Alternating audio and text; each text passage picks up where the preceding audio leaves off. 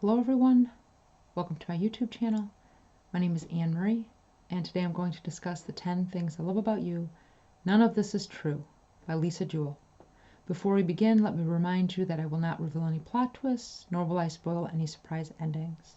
The whole point of this video is to give you an inside peek into the book. So here we go. None of This Is True is about two women, Alex Summer and Josie Fair, who are birthday twins. Their paths cross at a local pub where both women are celebrating their 45th birthdays. Alex is a popular podcaster, and after Josie listens to her podcasts, she approaches Alex with an idea for a new series. As the book jacket reveals, Josie's life appears strange and complicated, and although Alex finds her unsettling, she can't resist the temptation to keep going on the project. Slowly, she starts to realize that Josie is hiding some very dark secrets, and that Alex has become the subject of her own true crime podcast, with her life and her family's lives in grave danger.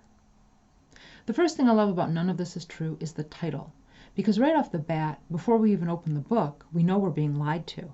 Author Jewell admits it on the cover. I found this intriguing because immediately after reading the title, I wanted to know, how many of the characters are lying? All of them? Why are they lying? What are they lying about? Of course, there's only one way to find out. The second thing I love about None of This Is True is that the story is told from the point of view of two very different women, Alex Summer and Josie Fair. The opening scene immediately clues us into some of their differences. Josie Fair is at a gastropub celebrating her 45th birthday with her husband Walter, and the two of them are quietly seated at a nice little table in the corner. Alex Summer, on the other hand, enters the pub clutching a balloon with the words "Birthday Queen" printed on it. A noisy group follows behind her. Their reserved table for 14 sits across from Josie, who describes the scene in the following way. Soon they are all seated, and the first bottles of champagne are popped and poured into 14 glasses held out by 14 people with tanned arms and gold bracelets and crisp white shirt sleeves. And they all bring their glasses together, those at the furthest ends of the table getting to their feet to reach across the table. And they all say, "To Alex, happy birthday." She then goes on to say, the sound of them, the noise of them, the way they fill every inch of space with their voices and their arms and their hands and their words. The energy they give off is effervescent, a swirling, intoxicating aurora borealis of grating, glorious entitlement. In addition to the difference in their social lives, their homes are very different as well. While Josie lives with her husband and daughter in an apartment next to a bus stop on a busy, dirty road, Alex lives with her husband and kids in a Victorian house in London. Alex's house is the third thing I love about None of This Is True. This is how Josie describes it.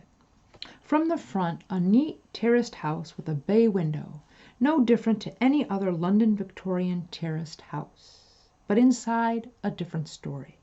A magazine house, ink blue walls and golden lights, and a kitchen that appeared weirdly to be bigger than the whole house, with stone gray cabinets and creamy marble counters and a tap that exuded boiling water at the touch of a button.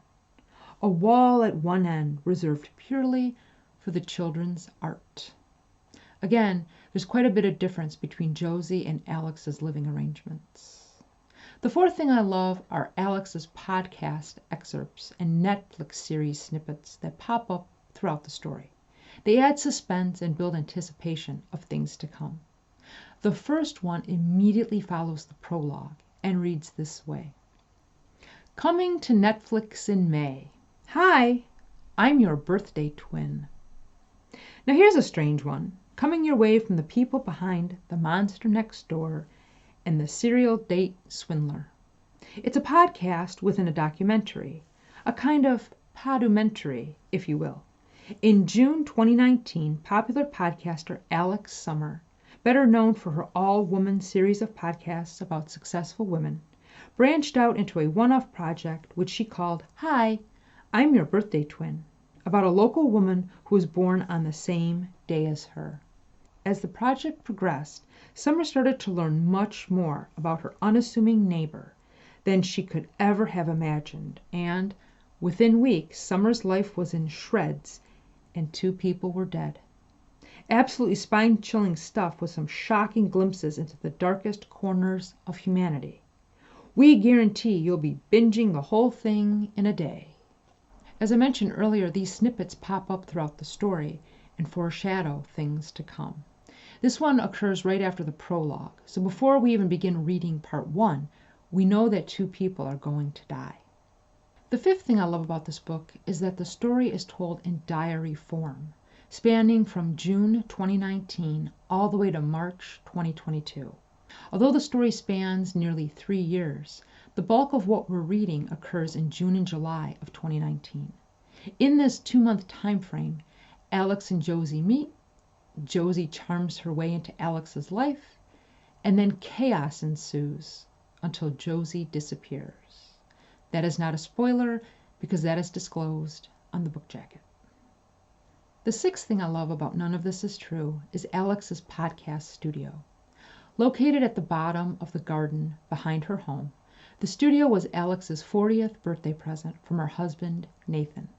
He'd sent her away on a girls' weekend, had it all professionally fitted, then wrapped the shed in an oversized ribbon and guided her to it blindfolded on her return.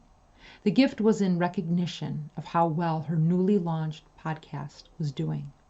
The 7th thing I love about the book is the emotional tug-of-war author Lisa Jewell creates for the reader with Nathan and Walter. Nathan is Alex's husband. Walter is Josie's husband. On the surface, these men are total opposites. Walter is a retired homebody, while Nathan is an energetic and socially engaging real estate agent. However, both characters are plagued with deep flaws that question their likability. At one point, Alex refers to Nathan as a walking list of pros and cons from the very first time she met him.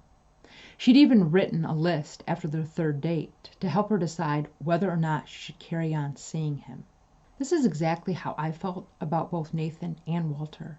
Although both seem like devoted husbands at first, you then realize they have serious flaws that make their characters almost despicable. Then, as more of the story unfolds, you start questioning if the pros outweigh the cons and how many of the cons are true, especially in Walter's case. Throughout the book, the likability of these 2 is an emotional tug-of-war, pulling the reader from one side to the other, depending on how you interpret the story.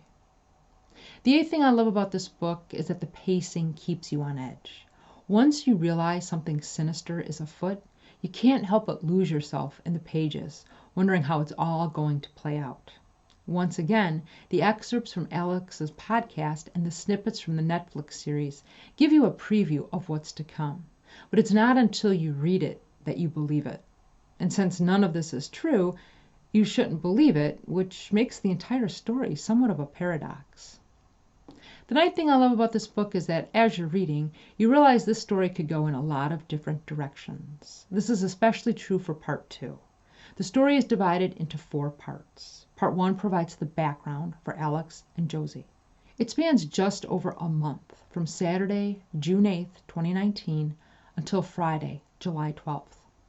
Part 2 spans 1 week, from Saturday, July 13th, until Saturday, July 20th.